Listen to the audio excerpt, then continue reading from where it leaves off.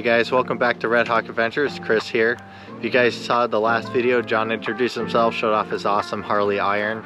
If you haven't checked that out, I would suggest you watch that after this. I'm really excited to see him get out there and start riding.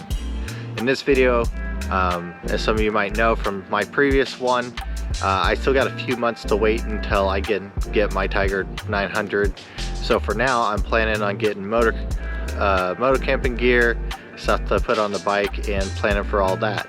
So I figured we can go over that in this video. So I'm gonna head off to my filming area. I'll see you guys over there.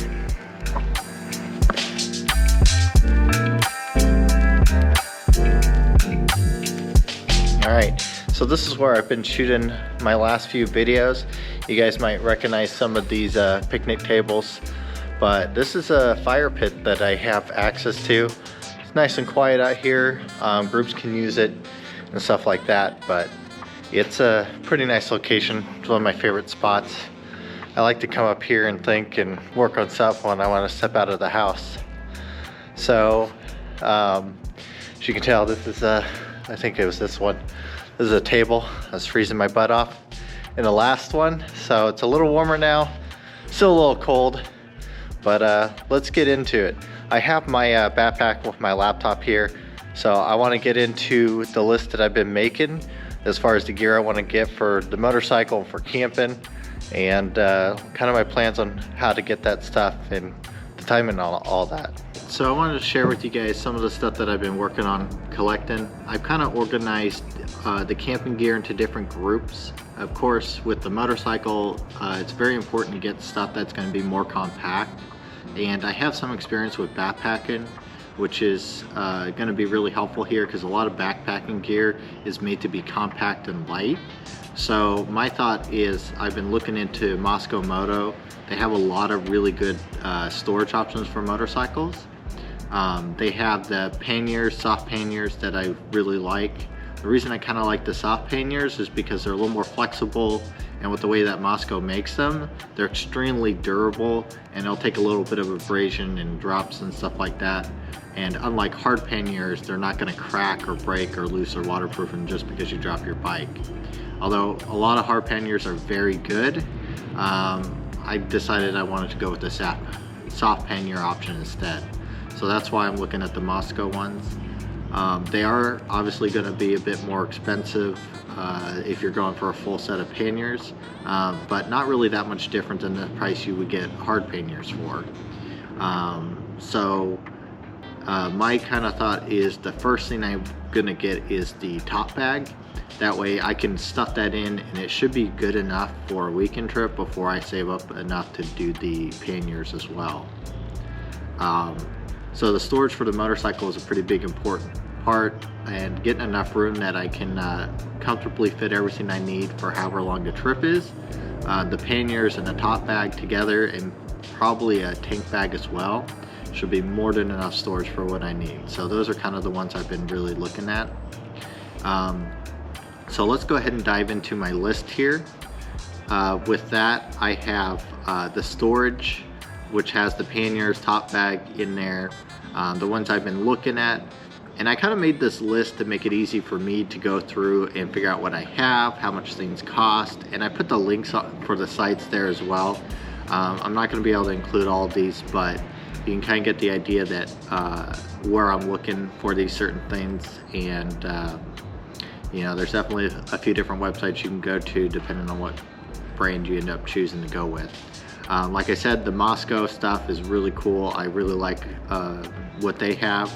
So I have the panniers on here, the top bag, the pannier rack, because of course you need something to mount the panniers to, which motorcycles don't usually come with.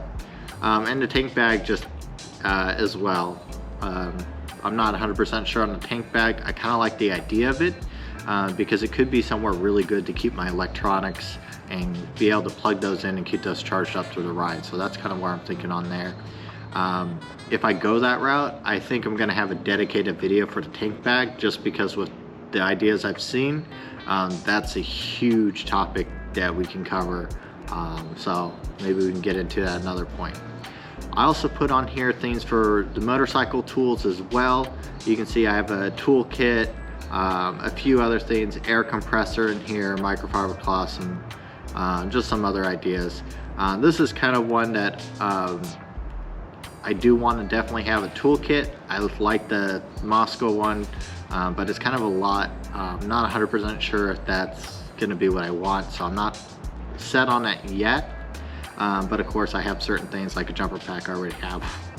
Yeah, if you have a vehicle, it's a good idea to buy one. Just like a lithium battery one will jump most vehicles pretty quickly, and they're not that expensive, so I highly suggest you pick one up if you don't have one already.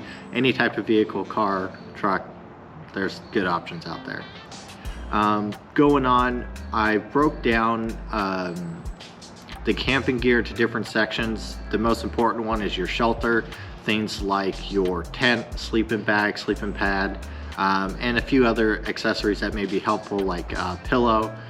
You can always turn clothes and stuff into a pillow as well, but sometimes having a nice dedicated pillow will be really helpful. It just kind of depends how much room you have and how much comfort you want. You can always add a bunch of other stuff on there as well, whatever your needs are. I'm thinking that's where I'm going to start buying stuff like camping specific, because the shelter is going to determine how big they are, how much extra room I have in the bags and everything like that. And then of course we have food. There's a few different options you can do this with food. I decided to go with the jet boil. I like the idea of it because you can actually cook stuff on it. You can also get some skillets and stuff to go on top. But the way the jet boil works right away, you can boil water in it. You can fill up those dehydrated meals, and it can be a really easy camping to do. I've done that plenty of times before, and it's one of my favorite ways because there's very little to do to cook, very quick cleanup, and you need very little supplies. So basically all you need is the camp stove, spoon, maybe some other utensils dependent, and of course the fuel for the stove. But that's about it. So it's really easy to cook, prepare. Now, depending on what you want to bring for cooking, you can also obviously bring a lot more. I'm thinking about looking into things for coffee as well, because sometimes you need a good pick-me-up in the morning. So yeah, there's definitely a lot more you can do, but I want to try to keep it as simple as possible. Now, going on, the next section I have here is for essentials. This one, obviously, you can tell I don't have fully listed out because, well, some of these ones I have already. I just kind of playing around with matches and lighters and putting some stuff that looks cool in there, but really anything works as long as it's gonna be able, for matches or lighter, be able to keep dry and not gonna leak in your bags. And of course you want them in a Ziploc anyway to help prevent that, but pretty much anything's gonna work. It depends, honestly, if you're even gonna light a fire. It's really fun if you do it at a campsite, but not necessary. But you do want to always have a backup for your cooking stove, because a lot of them will have these self-igniters, and from my experience, some of those self-igniters will stop working after a while. And because they just use gas, a quick match can light it if that igniter goes out, not a big deal. I do know certain ones like the MSR stove, or I think it's the Whisper Light and the Jet Boil, their self-igniters are supposed to be really good and last for a very long time. You just never know. So always good to have a secondary just in case. And then lastly, I have listed here is camp gear.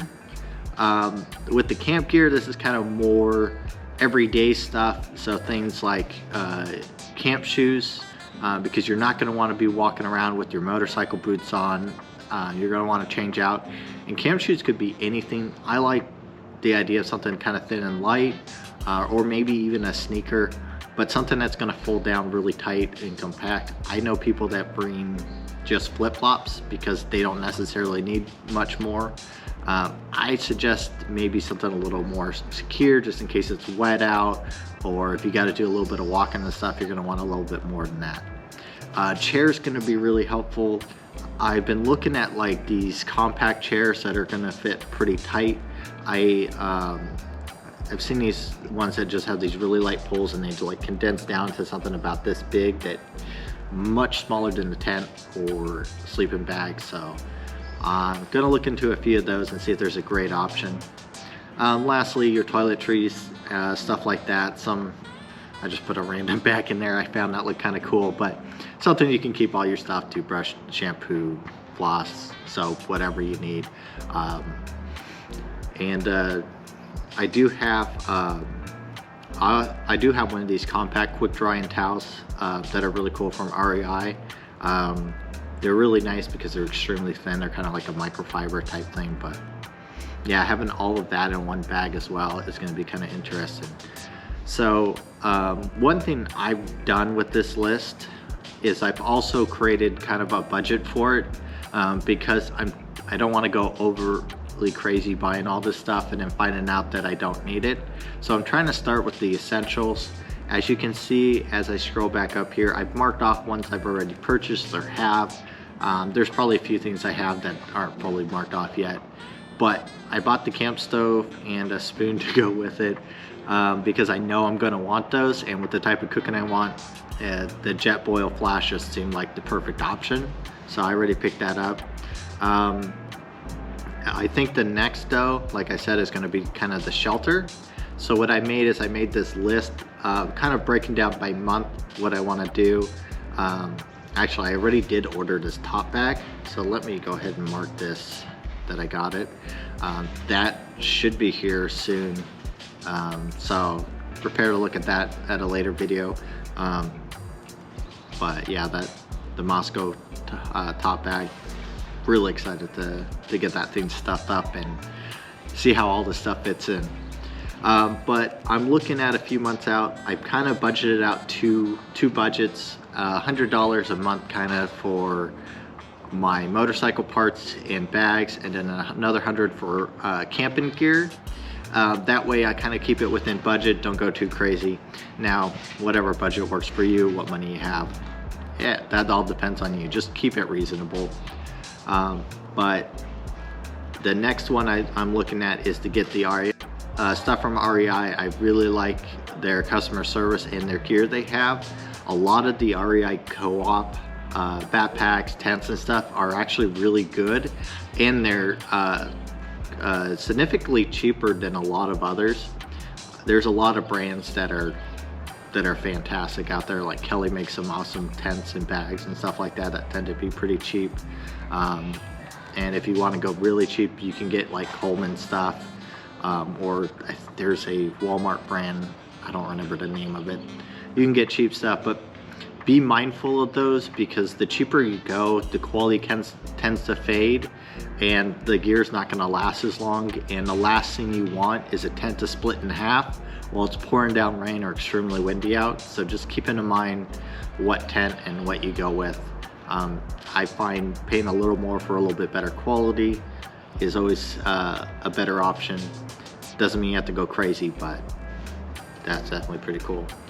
And then I kind of worked out a little bit more. I'm trying to figure out what's best. You can see here I have May set for the next month I'm buying stuff, so keep that in mind. July, put a list of stuff as well, and going down through the month.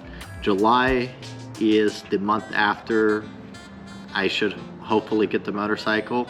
So what I'm trying to do is have everything I need by July, that hopefully I can do a weekend trip on the back of the motorcycle. So we'll see there. It may be plus or minus a few weeks. Some noisy people back there. But yeah, I'm really excited. As you can see, I have a lot of plans to get gear and stuff. I do have something, so it's kind of going to depend on what I buy and what I already have, how everything fits together. But hopefully soon I'll have enough gear to kind of pack that top bag together and take a look how it would look for a weekend trip. That's kind of my first goal with this, is to go somewhere not too far, but where I can spend a night, test out some of the gear, see how it fits on the bag, how I like it, and maybe possibly anything that I still need to get that I find essential. So it all depends. But with that, that'll wrap up this video. Make sure you guys subscribe, like this video, and keep an eye out. Next is going to be John's video. He's going to be installing a Senna onto his helmet. He decided to go with a little different one than the one I got, so make sure you guys check that out. It's a little different information on a different helmet, different setup, so hope you guys enjoy it. So until next time, make sure you keep exploring, be safe, and have fun.